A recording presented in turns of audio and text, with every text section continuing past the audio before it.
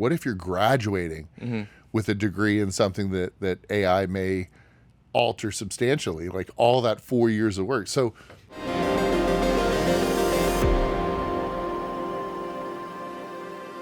we think of AI from people who actually are in the workforce and how it's going to affect our jobs and what's going to happen there. But what about the other side? And when I spoke to you a little earlier, we were talking about getting you an internship this summer. Yeah. I was kind of blown away because I hadn't really thought of it from people that were A students, like either going in, or what if you're graduating with a degree in something that AI may alter substantially, like all that 4 years of work. So just as a nutshell and a refresher, I had this conversation, and Alec called me up and said to me that, I wanted to go into management information systems. Like, what should I do?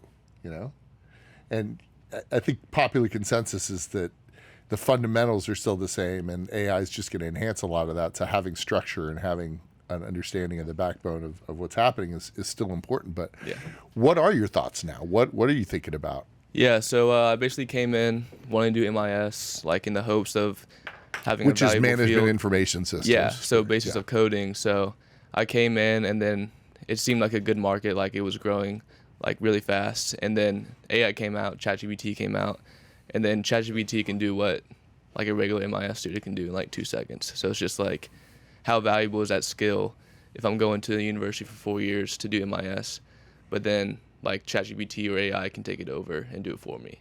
So it's just like a struggle and like a fear of like finding a field of AI, like that AI won't take over so easily. It's something that's valuable and like can actually be used as an asset in the workforce.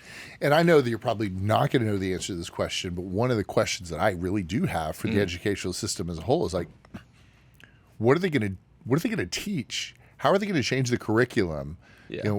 As a youth at a much younger age than you are now, they said that we weren't going to be able to have a calculator near us.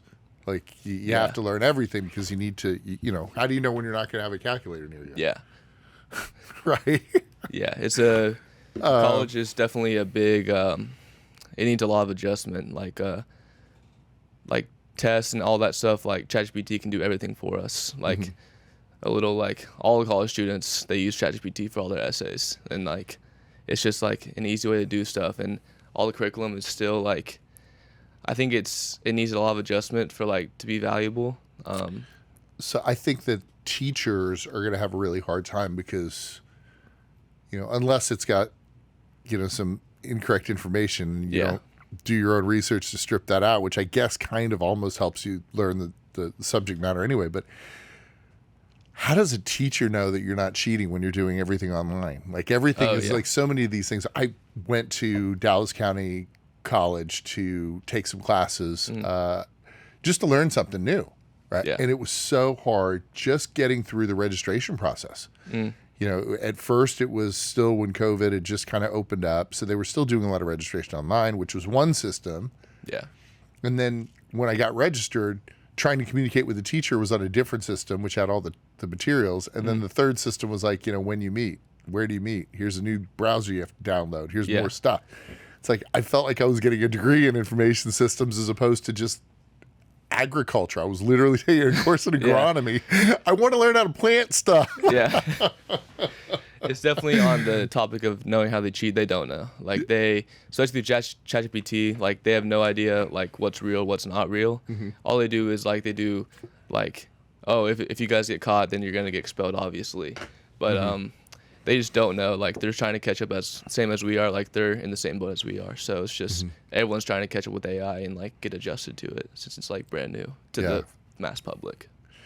So having learned how to read and write and count, multiply and subtract, and learning that and knowing that it's a natural language interface, where as long as you know how to speak to it properly, it can come up with answers to the large language, right? LLM, large language model. So it brings up a good point. I have a lot of friends who are kind of steering their children to do something more manual or trade related, not just like we talked about outside, What are your thoughts on that? Do you see people that have gone to college with you that have already said, you know what, this isn't for me, and I'm worried about AI or anything like that? Yeah, a lot of my friends have like switched to a trade, which is like, I know a lot of people that are doing like gonna become electricians, and then development. A lot of people are switching to that, which I think is honestly it's a good option because AI can't really not like for the next, in my opinion, 10 years take over like labor. I mean, that requires a robot and then all that stuff. So that's like in the future. So I think a specialized trade like electricians or plumbers, like that's still like in high volume because they're always looking for electricians and plumbers. Thanks for watching. If you like this content, you can find me on Money in the Bank with Frank on all of your favorite podcast platforms, on Facebook, on LinkedIn, on our YouTube channel. Look forward to bringing you more content like this in the future. Thanks.